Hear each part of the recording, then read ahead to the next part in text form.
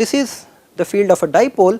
Now what we are interested is, if this field of a dipole, okay, or if this dipole exists and we apply an external magnetic field, will there be a force on the dipole? Okay. It turns out that there will be a force on the dipole and we want to calculate that force. Okay. So assume that we have a small dipole in the form of a loop carrying a current I. Okay. Now I am going to apply a magnetic field at a uniform magnetic field of value B external, okay, and this angle that it would make with respect to z axis will be theta. What happens physically is that the loop starts to align itself along the direction of the magnetic field, and we want to show what would happen there or what would be the reason for that. Consider a point, any point over here, okay. So there is a current that is going through this, so there is going to be a current element IDL, right. The current element is IA d phi hat.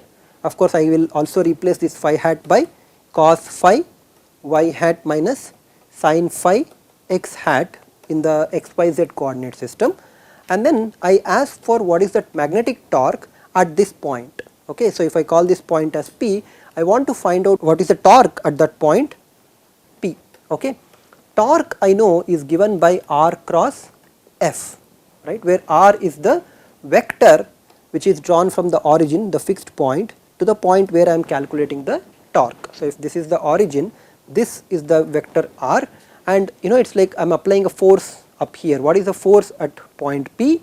Multiplied that by the cross product of that with respect to R, because only the force that would be perpendicular to this R direction would result in the movement of rotation, otherwise it would not rotate, and torque actually measures how much rotation is possible.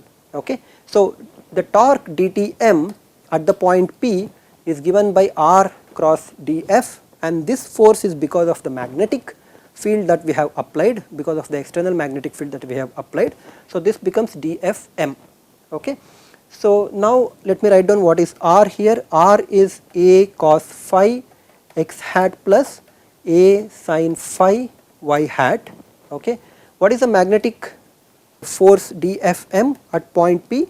The magnetic force is IDL cross B, correct. B is the external uniform magnetic field that we have applied, and IDL we have already written as IA cos phi y hat minus sin phi x hat, okay, cross d phi will be constant, so that I am going to write down later. So let me write down this IA cos phi y hat minus sin phi x hat cross with B external field can be written in terms of its x, y and z components. So I have x hat Bx plus y hat By plus z hat Bz. Okay. This entire thing multiplied by d phi. So I am going to write this as Ia d phi, and this is the expression. Now you have to recall the cross product formulas, right, or you can see that one. Y cross x will give you minus z, y cross y will give you 0, y cross z will give you x component, x cross x will give you 0, x cross y will give you z, x cross z will give you minus y. So if you do all this cross product, you can see that the torque, if you substitute all these expressions into the torque, you will see that the torque becomes Ia square d phi, okay, times Bx cos phi plus By sin phi multiplied by minus sin phi x hat plus cos phi y hat. I will leave this as an exercise to you to show that this is the expression for torque that you are going to obtain. This involves a lot of cross products. It's not difficult, it is very easy to do this, except that it's tedious, and to show all the steps would mean we are going to be distracted a lot. So I will leave this as an exercise. You can show that this is what it is, and you are not interested in the differential torque, you are actually interested in the total torque. So in order to obtain the total torque, you need to integrate this one, implies integrating over d phi from 0 to 2 pi of this expression, right. So you can put this expression and integrate over 2 pi. Again there are 4 terms here, cos phi, sin phi, cos phi, cos phi, sin phi and sin phi cos phi. The cross terms cos phi, sin phi and sin phi cos phi integrate to 0, leaving behind only two other values, which is given by pi a square I, okay, minus x hat by plus y hat bx. Again, if you recognize pi a square as the area of the loop, okay, that we have considered, the area of the loop S, then this quantity I into S is the magnetic moment m, and if the magnetic moment m is directed along z direction, so that would be the vector magnetic moment m, right. And if you do this vector magnetic times the B field, B external field, you are going to get this expression in the top, okay.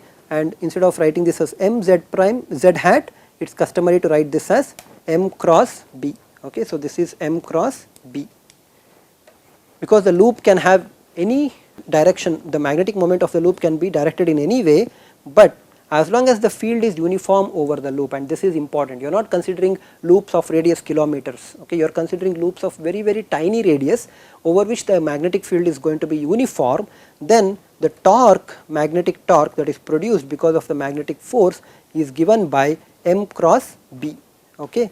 So this expression is very important because we are going to use this expression later, okay. So this torque, because of the magnetic moment m, which could be directed anywhere in the space, will be m cross B, okay. So the torque will be in the plane that would be perpendicular to both m and B, okay. If you take a compass needle, okay, which could be considered as a dipole, right, and you place it anywhere, okay, it would point in a certain direction, okay. This is your earth, okay, or this is my earth as well. So this is earth.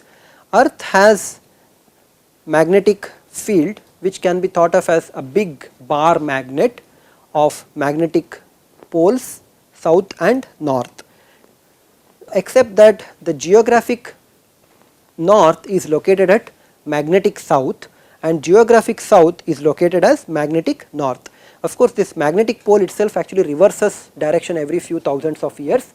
So for the current era in which we are living, the south pole of the earth magnet coincides with the geographic north of the earth, and similarly north pole of the magnet of the earth coincides with the geographic south pole, okay. So because this is a dipole, essentially there will be field lines around it, and the field lines would be going from north to south poles, right. So this would be the field line at a far away distance.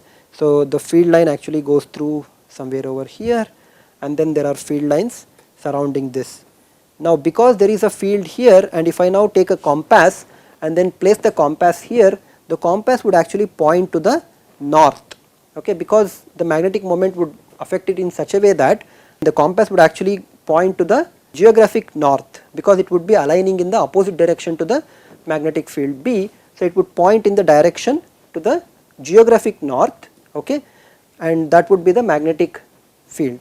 Of course, the dipole itself is taken from south to north, right. So in our notation the dipole was taken from south to north, and for the compass it points to the geographical north, okay. So this with a fictitious charge of qm and minus qm, if you can think of, or you can think of this as a small bar magnet. You could of course also think of this as a small loop of a certain radius and carrying a current Im, okay. But the important point is that this compass always points to the geographical north. Why it is pointing to the geographical north? Because that is where the south pole of the magnet is located. So it gets attracted to the south pole of the magnet. But because south magnetic pole is actually north geographic pole, we say that compass seeks north, okay. So if you take a compass which can be freely rotated, if you place this one, it would always try to point to the direction of south magnetic pole. After a few thousand years, our next generation people would actually see that the magnet would seek south, okay. This is a slightly simplified result because the actual poles are not aligned directly to the north or the south geographic pole, but there is actually a small amount of declination over here, okay. So there is a small amount of declination which is about 12 degrees, okay. The south pole is around 12 degrees declined with respect to the north geographic pole, and the north magnetic pole is 12 degrees declined to south geographic pole, okay. So when you design a compass, right, you will have to consider this declination and then compensate for that declination. It would actually point to this 12 degrees, then you have to apply an additional force so that it would actually point to the proper geographic north pole. Okay. So, this was the force on the dipole. Before leaving these forces, there is one last thing which I would like to talk about, and that is force on two wires. Okay. Let us assume that there are two wires I1 and I2, okay, and these wires are carrying currents in the same direction. Okay. So, this is y and this is x. I want to find out what is the force on this wire I2, okay, at the point here. At this point on the y axis, I want to find out what is the force on the second wire because of the force due to the first wire, I mean because of the current in the first wire. Clearly there will be magnetic field lines around this, right. So, there would be magnetic field lines and there would be a magnetic field that would be passing through this 0y0 point. Okay. If I find the magnetic field there, it would be along the direction minus x, right. You have to imagine this slightly. So, the magnetic field here would actually be pointing in the phi direction, but at phi for y axis would actually be pointing in the minus y direction. Okay. So, what would be the magnetic force there? The magnetic field at this point, call this as B1 at 0y0 due to I1 points along minus x direction, which is actually the phi direction for that, but on the y axis phi is directed along minus x direction, right. So, go back to cylindrical coordinates to really understand this statement. So, there will be a certain force that this point experiences or this wire experiences, and that force is given by approximately given by I2 dz, which is the current element located at that point, I2 dz with a very small height z, and the current element is pointing along the z axis cross minus B1 x hat, B1 being the magnitude of the magnetic field because of the current I1, and it is directed along minus x hat. So, this would be the infinitesimal amount of force that this gets experienced, right. So, you can write this out as dF2 is equal to I2 B1 would come out. What is the magnetic field B1? B1 is mu 0 I1 by 2 pi y, correct. This is the magnetic field because of the current in the wire I1. So, this would be I2 mu 0 I1 by 2 pi y. What would be the direction of this force? This is z hat cross x hat. Z hat cross x hat will be along y direction, but there is a minus sign here. So, this would be along minus y hat. Okay. So, let me just emphasize that the direction is along minus y hat, and the magnitude of the force, the infinitesimal force is I2 mu 0 I1 by 2 pi y. So, sorry, there is a dz over here. So, let us write down that dz. So, if you evaluate what is the force per unit length kind of a thing, then the force per unit length is I1 I2 mu 0 divided by 2 pi. The force per unit length I want it at 1 meter. So, this would be 2 pi itself at y is equal to 1, and it would be directed along minus y. If further I1 and I2 carry a current of 1 ampere, okay, then this would actually be the expression. That is, if the force per unit length is 1 Newton per meter, then I1 and I2 would carry, and if they are equal amounts of current, then that would be the definition of ampere. Okay. And the direction is minus y, indicating that this wire actually bends or experiences a force towards this wire I1, right. So, wire carrying the current I1. So, there is essentially a force of attraction between two wires, and instead of current I in the direction which is same as I1, if you had a current which was in the opposite direction, then there will be a force of repulsion. So, two wires carrying current in the same direction get attracted to each other, two wires carrying currents in the different direction will repel each other. Okay. So, this is the force and the definition of ampere, which is the internationally adopted definition for current. Okay. So, we discussed force. There is one last thing, although I said last, but I would like to talk about this effect, okay, which is important in semiconductor devices. This is called as Hall effect. Okay.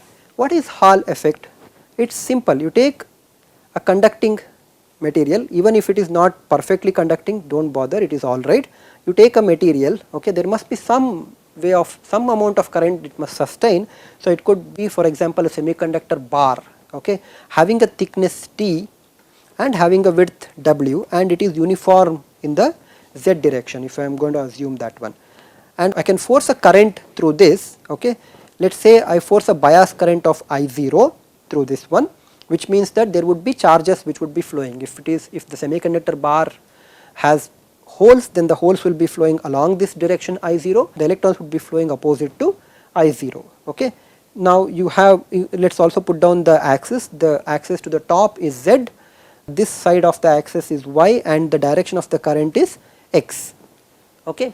Now what I am going to do is that I am going to apply a magnetic field which is uniform throughout and having a value of B0 and directed along Z axis. That is, I am going to apply a magnetic field perpendicular to the bar, and I want to find out what happens to this.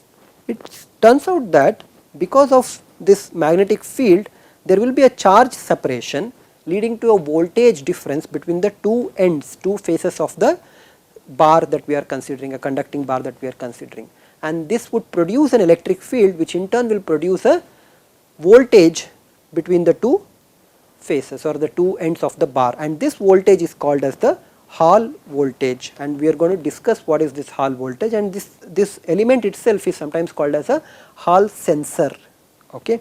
So we are going to discuss that one. So we have applied a magnetic field B, okay, it would be pointing in the direction Z, which is coming out of the bar here in the normal direction. So what will be, first let us look at what will be J, okay. The current density J will be in the X direction, correct. Current density will be in the X direction because the current is actually going along X. So you should actually imagine current lines I0, uniform bias current lines like this, and therefore J vector will be along X direction. What is the current density there? The magnitude of the current density is whatever the current total current I0 is divided by the area. And what is the area?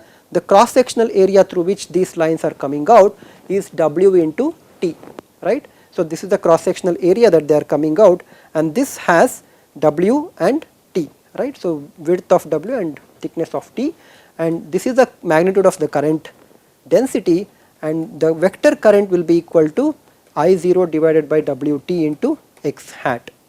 Now the idea will be this: there are these charges which are constituting the current, and they would be flowing in this direction I0 or opposite to I0 depending on the type of the charge, but the presence of the magnetic field will now exert an additional force on them, and we want to calculate that additional force.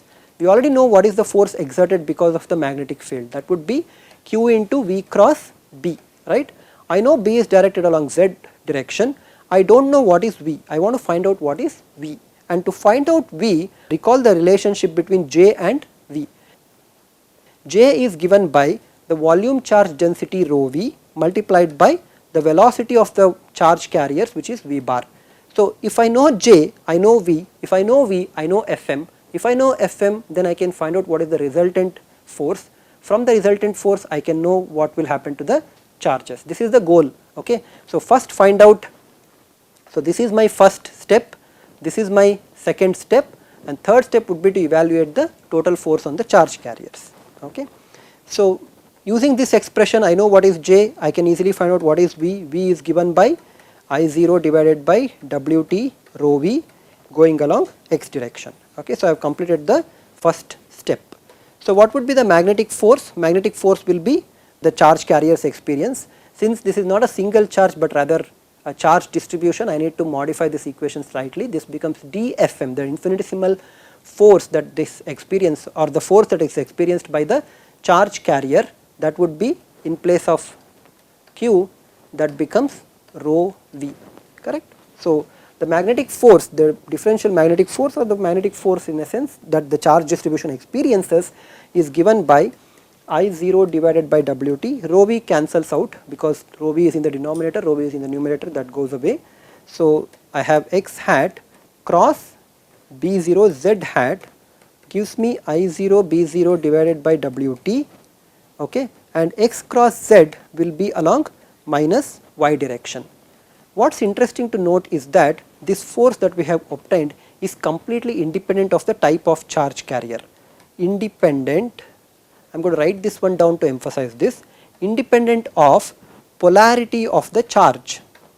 Both positive charges as well as negative charges, that is positive charges in the form of holes and negative charges in the form of electrons, will experience a force along minus y direction itself. So if you look at the total force this is experiencing of the bar, you see that this is the bar that I have. Okay, let us imagine for a moment that there is a positive charge carrier over here. There is already a force because of the electric field, because of the bias current, there is already a electric force due to this. The electric force is directed along x direction, correct? Now, or the differential force if you want, okay, this would be the differential electric field, differential electric force that is experienced. But there is also a force because of the magnetic field, and that would be directed along minus y direction. This would be the magnetic force dFm. What would be the resultant direction? Resultant direction for this charge carrier will be along the midway between dFe and dFm, and it would actually push the charge to the edge of this bar. So you can actually have charges anywhere over here, and these charges would actually be pushed to the edges and essentially line up on this left edge. Okay. If instead of this charge I had a negative charge here, now the negative charge experiences an electric field in this direction, right? This is the electric field for the negative charge carriers or the electrons, because electrons move in the opposite direction to the field, whereas magnetic force is still in the same direction. So what will happen to the resultant field? The resultant force will be along this direction, okay, which means the charge actually moves to this edge. So there is charge here which gets lined up, okay. So you have what you have done is to essentially create a charge separation. All the positive charges are lined to the left, all the negative charges have been moved to the right.